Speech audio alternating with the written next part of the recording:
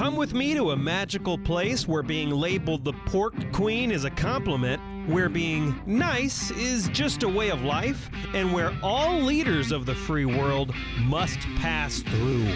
Welcome to Iowa. Whether you're a current Iowan, an Iowa expat, or an Iowan at heart, this show is for you. This is the Iowa Podcast. Real Iowans, real talk, no drama. From the Jethro's Barbecue Studio, this is the Iowa Podcast. I'm your guest host, David Geiger. I've been on farm broadcasts for about 12 years. You may have seen me on TV or radio. I now do a podcast myself called Farm Here Daily, and now I'm chatting about Iowa farming on the Iowa Podcast as a guest host. So we're going to dive into some of the important rural issues of the state and how that connects to agriculture as well in just a moment. But this is sponsored by Jethro's Barbecue, and there's a deal. So if you go to iowapodcast.com, there'll be a banner at the top. If you press that banner, you will be able to have a $30 added on top of every $100 gift card you buy from Jethro's Barbecue. So that's a lot of extra beef and pork, oftentimes from Iowa as well. So please feel free to check that out, iowapodcast.com. Click that banner on the top. And here on the Iowa Podcast, we are joined by Lieutenant Governor Chris Cournoyer. Hello. Lieutenant Governor Chris, thank you so much for joining us on the Iowa Podcast. This is my first time talking to you, but that's kind of to be expected because you're relatively new to the position as well, and that's going to be part of what we go over, your experiences here. But you are not only the new Lieutenant Governor, but you are also a part and a board member leader on the Empower Rural Iowa Task Forces. That's plural, correct? Task force. It's a task force, yeah. So, yeah, I became the lieutenant governor in December 2024. So it's been about almost 10 months now. And one of my responsibilities as the lieutenant governor is to be the co-chair of the Empower Rural Task Force. That was something my predecessor, Adam Gregg, was in charge of, and that was passed to me when I took on the role. Your background is technology, if I looked correctly. Can you just tell me a little bit about yourself? How did you get here? Oh, boy. Okay. So the short story, my parents are from rural areas in Iowa, central Iowa. My mom's from Brooklyn and Poweshiek County. My dad's from Newton and Jasper County, and they met at the University of Iowa. And I live over in LeClaire now, which is right on the Mississippi, just north of I-80.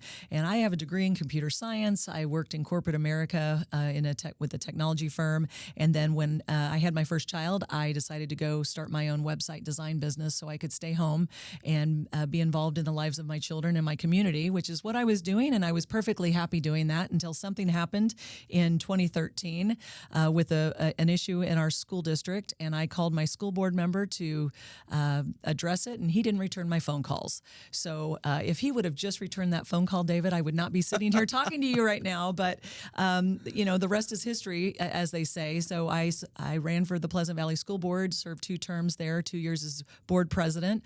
Then I was recruited to run for the state Senate seat where I live, representing Scott County, Clinton County, and Jackson County. Did that for 6 years, and then I got the call from the governor to be her lieutenant governor back in the fall, and I was sworn in on December 16th, 2024, and that was a real honor of a lifetime to be asked by Governor Reynolds to be her lieutenant governor. Thanks so much for sharing that. And I feel it gives a really good background of some of the issues that we have with rural America, and that is just being a part of the community. And I say issues, I'm not necessarily meaning a bad thing, but that's something that is so important to talk about. And as you have approached this board, as you've approached the lieutenant governorship, what would you say, just to kind of start off this conversation, what would you say is the biggest issues facing rural America as you see it? Well, I think just having the voice. I think people that, coming to Des Moines to serve as a senator, you really feel that Des Moines bubble, and you see things that are talked about here in Des Moines, and then I go home to my home district and nobody's talking. Those are not the issues that people are talking about. So just having that voice in rural America and making sure that our our elected officials that come to Des Moines or people that serve in the statewide capacity are representing those voices across the state. And I think it's important. I live in a border community. I can see Illinois from my house. I'm right on the Mississippi River.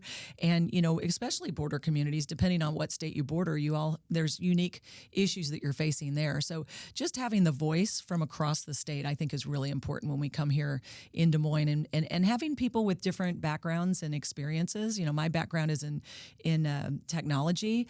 I was also on a school board, so I have that educational background. And then also, I'm the mother of 4 kids. I was a small business owner, and just having that experience. Having people, I think it's really unique here in Iowa that we do have a part-time citizen legislature where people come in to serve from 100 days from January to April, and then they're back in their communities working, because you certainly cannot support yourself on a legislative salary, which is $25,000 a year. But going back there and experiencing the same things of the same challenges that the people you represent are, and I think that's so unique in Iowa, and how accessible our legislators are, and how ingrained in their communities. But I think it's important to have that rural voice when you're developing policy. The rural voice, as you said, very important, and technology, which you have experienced, very important. Both of those are a part of this Governor's Empower Rural Iowa Task Force that was developed, I believe, in 2018. Mm-hmm. And then there was another executive order that asked it to update and revamp a few of the items in 2023. Mm-hmm. And so there has been this push, and looking through all of the programs and initiatives, there is a push towards technology in this. So with that as your background, what are some of the main points as we approach rural America in Iowa to update technology, to make it have better access to the internet, to allow for more people to go to rural America, but still be able to participate in the very highly technological society we have now? Mm-hmm. Well, we've had the opportunity. The original executive order that my predecessor started up had to do with extending broadband access, internet access across the state, also addressing that rural housing shortage, and then also developing leadership in our rural communities. And since then, we had the updated executive order that Governor Reynolds signed in 2023 that really aimed at utilizing Empower Rural Iowa as kind of a innovative think tank. So let's test some big ideas that can help engage and help our rural communities, and let's test them, pilot them in a couple communities. And if they work, great, we can expand them and scale them across the state. If they don't work, well, back to the drawing board. But we've come up with some really great ideas, and they come from the most unusual places. But usually it's mother is the our need, or is the necessity is the mother of invention. That's what I'm trying to say. Right. And, it goes from everything from, we've got some grocery store deserts out there. So what can we do to invest in our rural grocery stores so that they can not just, buy a new freezer, but how can they leverage technology to expand their reach and how they deliver groceries in their rural areas? So we did have a rural grocery store grant. It granted 1,200 or 12 different grants, totaling about $500,000.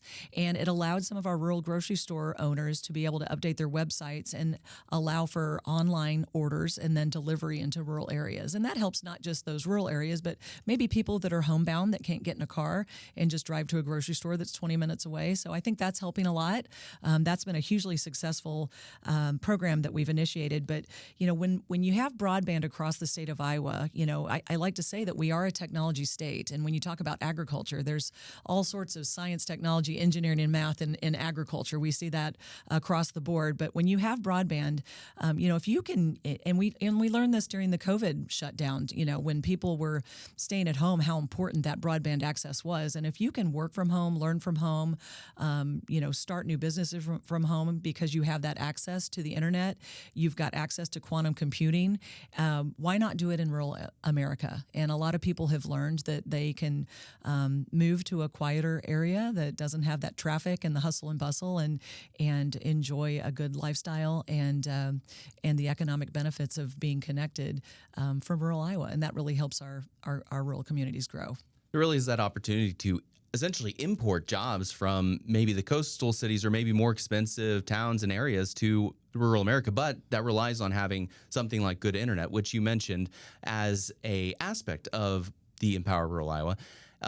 initiative and approach. And with that, alongside, potentially having more opportunities for people to come to rural America, you also need to have that infrastructure set up for the farmers, as you mentioned as well, because farmers are increasingly using GPS technology and various other Wi-Fi or other internet approaches in order to run their farms more efficiently. That's how their combines or tractors work, and oftentimes it's how they are able to keep up to date with all the bushels and the money side of what they do as well. So when you see that as being such a more and more vital aspect of rural America, what is that approach? What is being done to expand rural broadband access? Well, there's been a lot of federal grants. I think we're in the 7th or 8th phase of the BEAD grants that are coming from the federal government. And, we've been able to use a lot of state money to expand broadband access with our communications companies across the state. And some of them have been extremely innovative in their ability to deliver that access. We've got some small communities, and I'm just thinking of Lost Nation in rural Clinton County over where I live. There's about 800 people that live in Lost Nation, Iowa, and they all have high-speed broadband internet to their house. I can't get a cell phone. I can't get a cell call out of there, but, they're so fortunate. In some of these rural communities, we were just in Conrad, and they also have a wonderful program there. And, I don't think they realize how fortunate they are that they have the kind of broadband access, internet access that they have there in that small town. Sometimes people from Des Moines go out there, and they're like, wow, this is better than what we have in the bigger cities. So, it's something that I think our small, the communications companies across the state have really taken advantage of our state program, which didn't quite have all the strings attached that the federal BEAD money had. So we are working very closely with the current administration. Governor Reynolds, with this new administration, the Trump in the White House has really been, there's been a lot of communication there saying, hey, we got to take away some of these, all the hoops that have to be jumped through to be able to leverage this money and invest in our broadband across the state. So that's one thing that we are doing, leveraging those federal dollars and getting rid of the red tape so we can get those dollars activated in our communications companies across the state to implement and make sure that everybody in the state has access. And that includes, it's not just digging broadband fiber in the ground. Sometimes that is appropriate and that makes sense, but also there's cellular options. There's Starlink, the satellite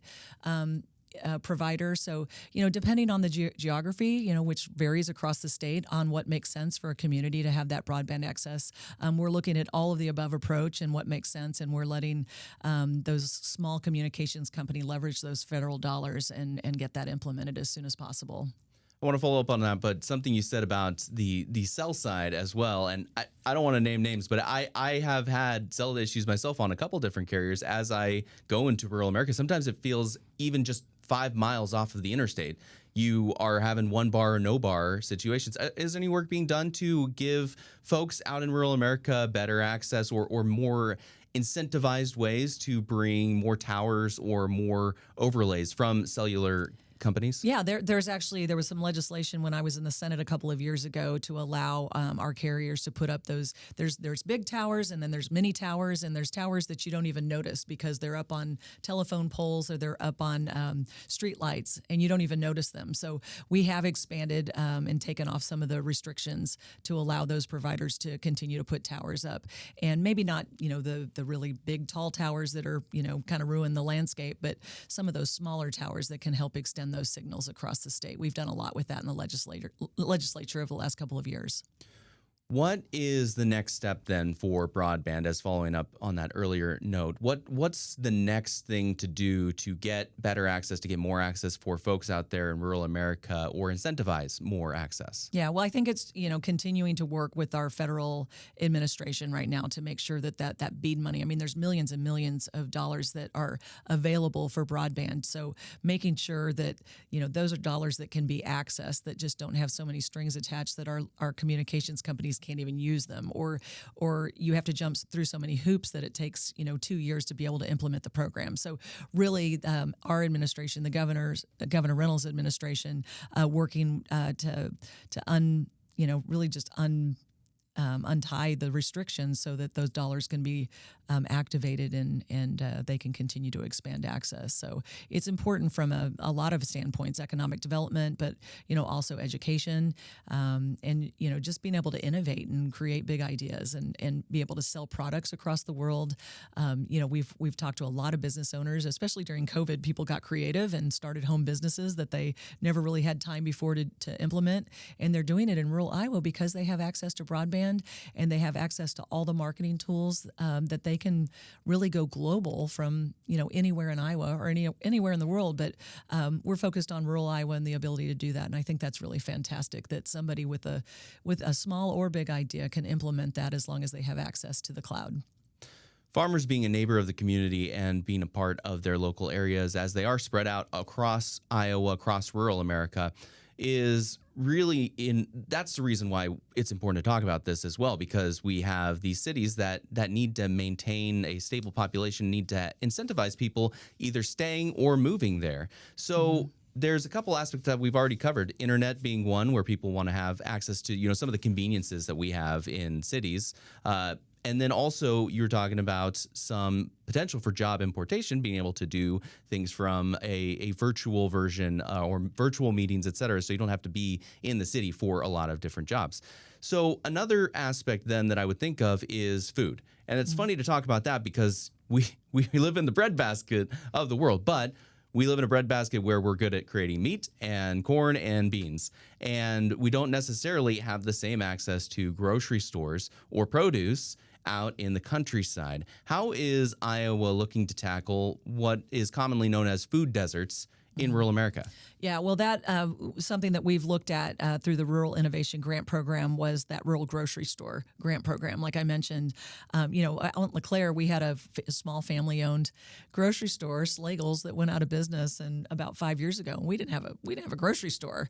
And boy, you don't realize it until you don't have it. And we had a Dollar General, up in Princeton, about 5 miles away. But otherwise, you had to kind of plan your day around going into the Quad Cities to go to the local grocery store there. And, it can be problematic for especially people that have issues with transportation or, just having the time to be able to do that. So we did get a grocery store in last year. Fairway moved in. But, part of the issue is, grocery stores, it's a tough business to make money in. Very thin margins like farmers. Very thin margins. So you have to appreciate that. And, what can we do to help with that innovation and leverage technology to help those mom and pop grocery stores in rural America stay vital and be able to move into to modernize, really. And sometimes they just don't have the resources or the skills to be able to implement something because they're busy running a grocery store. So those grants, like I said, totaled over $500,000,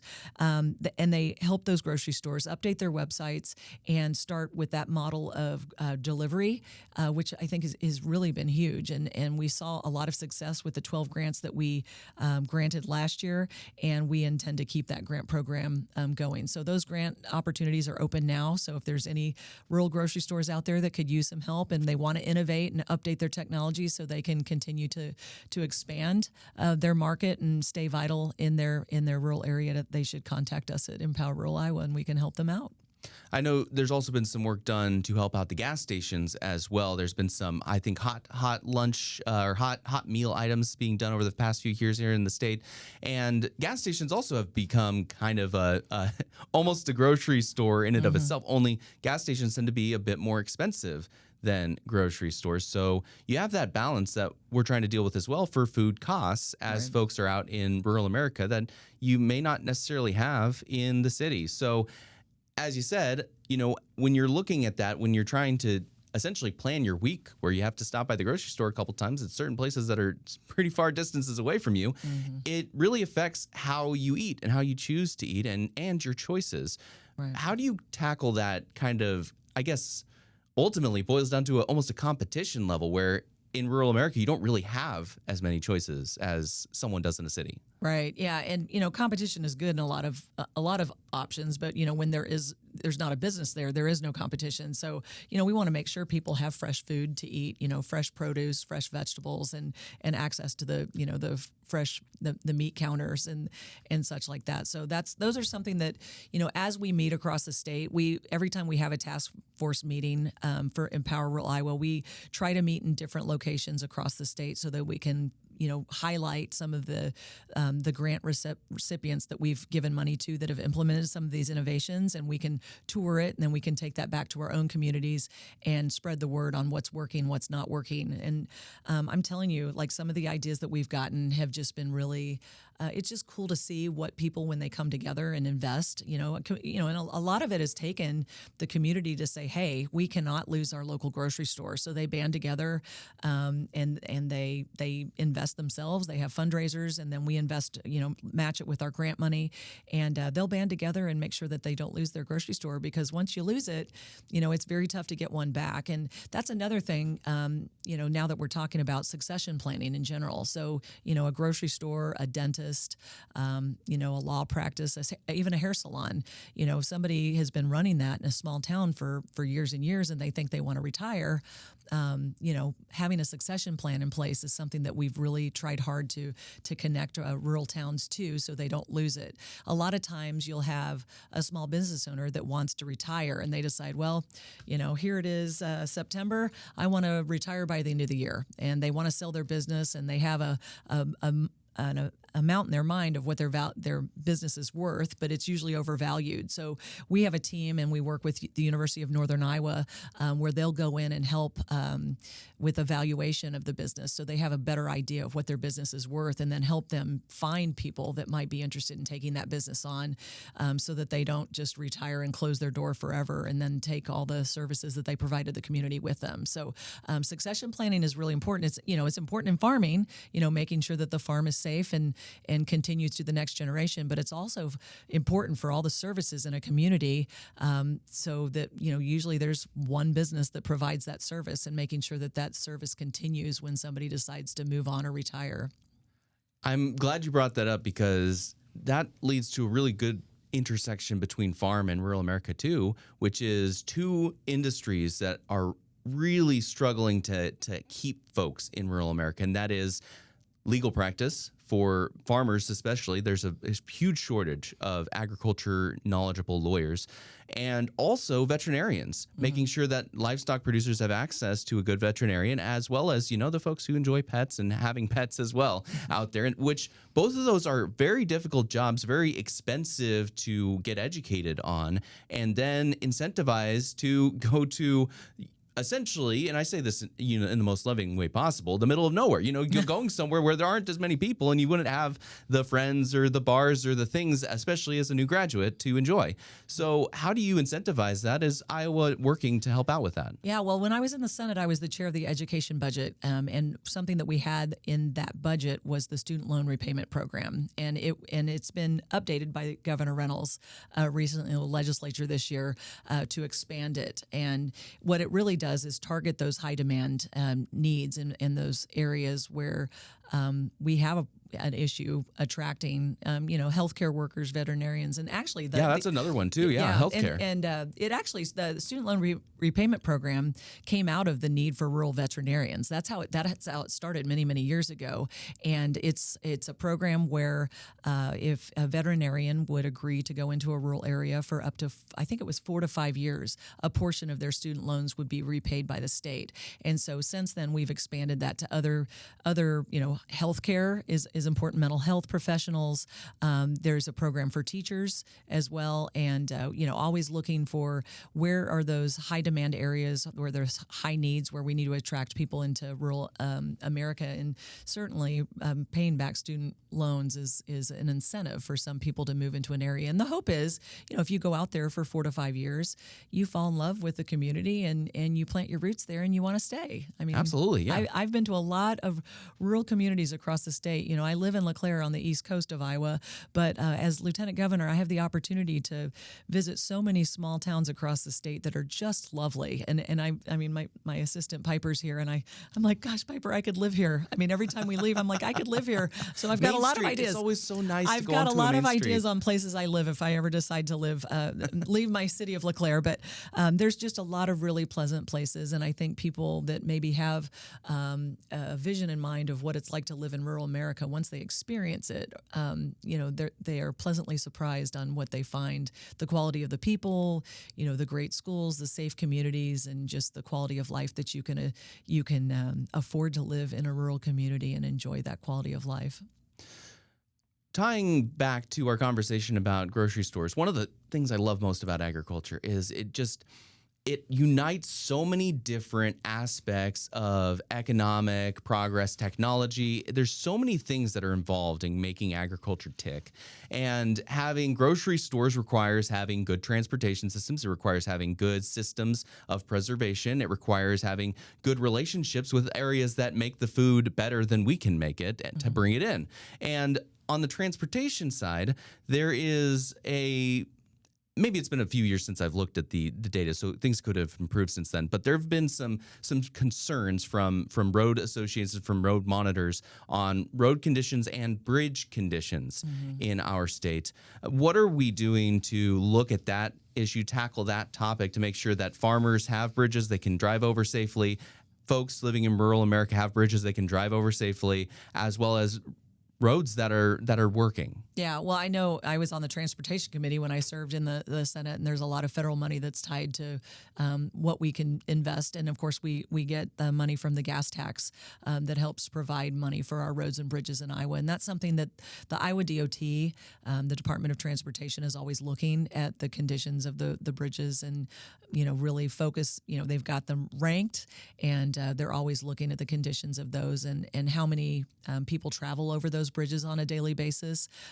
We've got some bridges out there that have, maybe 5 trucks drive across them a day, and then we've got others that have thousands of vehicles that travel across them every day. So they're always looking at those. They're working with the counties to see how we can support that.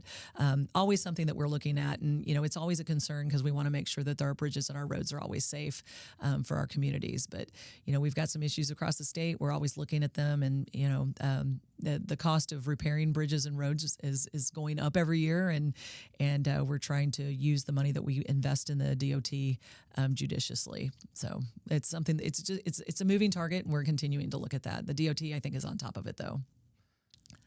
The agriculture economy is kind of the heart of the Iowa economy. So many of our jobs revolve around it. So making sure everything's running smoothly in rural America is very important to everyone in the city as well. That's a very valuable aspect of the farm economy. So as we approach the farm economy, making sure that our farmers, which most of what not most, but around half, somewhere in that range, are being exported out of country. A lot of it's being exported to other states. What is that big part of maintaining rural America and maintaining our infrastructure and our relationships to you that you would like to be focusing on for the next couple of years? Well, I think we need to continue to expand the demand. I mean, look at the demand and keep pushing that. So, our Governor Reynolds is actually leaving tomorrow for a trip to India, trade mission with Secretary Nag. Right? Yeah. And she went there last year, and she's got a good relationship with them. India is the largest democracy in the world, and there's a lot of opportunity. There's a lot of people, a lot of mouths to feed over there, and a lot of opportunity for us to sell what we grow here in Iowa across the globe. So I think something that Governor Reynolds has done a really good job on is continuing to look at how we can continue to expand our markets. We've looked at sustainable aviation fuel and the thousands of products that are developed using what we grow here in Iowa, and continuing to expand the number of products that are developed. So there's a lot of agribusiness and biotech that uses our products, and just continuing to invest in that research, that entrepreneurial spirit, and continue continuing to create that demand for the products that we sell. I mean, it's tough right now with $4 corn, and we need to continue as our yields continue to increase, continuing to expand that demand. Sustainable aviation fuels is something that we're hearing a lot. Our ethanol plants is something that we've invested in, and we're continuing to push at the federal level. And like I said before, for 4 years there was really not a lot of communication between the governor's office and the White House, and now that the Trump administration is there, Governor Reynolds has a strong relationship with President Trump's administration, and then the members of his cabinet that she has weekly communication with to let them know how important agriculture it is, and how important it is that we, the tariffs get negotiated, the trade deals get negotiated, and we continue to push our products around the world and continue to push and expand that demand globally. To wrap up our conversation about the importance of rural America and what Empower Rural Iowa Task Force are doing, the 3 points that are within the 3 goals that I believe I read within it are investing, growing, and connecting. Mm-hmm. What is the barrier to those items, those goals, or challenges to those goals that you would like to try and overcome as part of this task force? Well, I think, what I hear a lot when I go out to talk to these rural communities is, they've got people that really care, but sometimes they just need the resources. They know what their needs are, but they need a little help with prioritizing what those needs are and how to get grant money or to get state or federal money in for those needs, and then also how to implement it. So, something that I'm very proud of is our Boost Task Force, and we've got this group for people that are just economic development, just rock stars that can go into a community and help them look at their needs, prioritize those needs, and then connect them with resources that we have right here in the state. The University of Northern Iowa and their business consulting can go in and help. Iowa State has the CIRRUS program that can go in and help, and the extension. And then, of course, the University of Iowa has entrepreneurial programs where they can help as well. So, and then we've also leveraged the Drake Law School has some free legal advice that they can provide to our rural communities, which has been very helpful. We've especially used them in the succession planning department. So when we go out and we hear what these needs are, we can help from the aspect of Empower Rural Iowa is under the purview of Iowa Economic Development Authority. And so that's kind of the big umbrella organization where we know where all the programs are, we know where the grants are, we know where the people that are experts in these areas are, and we can connect the rural communities with those resources to help them implement their programs. And really, I would say the common thread is just telling the story. So many of these wonderful towns that I visited across Iowa have wonderful stories. They have wonderful people. They're doing great things for not just their families, but they've got great schools, they've got safe communities, there's wonderful things to do around the area, they've got great jobs, but nobody knows them about them. They're like the best kept secret, and we need to, I think maybe as Iowans, we're humble by nature, but we need to really get out there and start tooting our own horn and telling the story about how wonderful the quality of life is in our small towns. And so that's another thing. As the co-director of Empower Rural Iowa, I want to help amplify the quality of life and what these small towns have to offer, because they really are quite special. Good communication is a big part of making sure you tell your story. I appreciate you telling me that, and I appreciate you telling your story as well, and talking about the important needs that are out there in rural America and how that impacts our farmers as well. Lieutenant Governor Chris Cournoyer is with us. Lieutenant Governor Chris, thank you so much for joining us on the Iowa Podcast. Thanks for having me on, David. Anytime. And this is the Iowa Podcast. You can check it out at iowapodcast.com. I am your guest host, David Geiger. You can check out my podcast, Farm Here Daily, at fieldforwardmedia.com as well. Thank you so much for joining us. Hey everyone, Justin here. Death is not the easiest topic to discuss. It's a hard one. It's pretty heavy. But I want you to think about this. What were to happen if you died right now? You died on the job. A lot of you listen while you're working, while you're commuting, while you're working, while you're driving for your job. What would happen right now if you died? Or if you got severely injured on the job? What would you do? What would your family do? If you don't have an answer, that's a problem, because you're leaving them to pick up the pieces. I had Nate Bolton in here. He's an Iowa workers' rights attorney to talk about this very topic. Like, what do you actually do? How should you prepare in advance? He spent 20 minutes with me just giving you resources to tell you what to do, what to plan for, how to act, who to call. And so his number one chunk of advice is just have a plan ahead of time. Deal with the reality. It'll probably never happen, but just have a plan. The whole show's free. It doesn't cost you anything. iowapodcast.com/Nate. iowapodcast.com/Nate. Listen to that interview. So much good information. And to my fellow Iowans, Iowa expats, and Iowans at heart, thanks for listening and subscribing to the Iowa Podcast.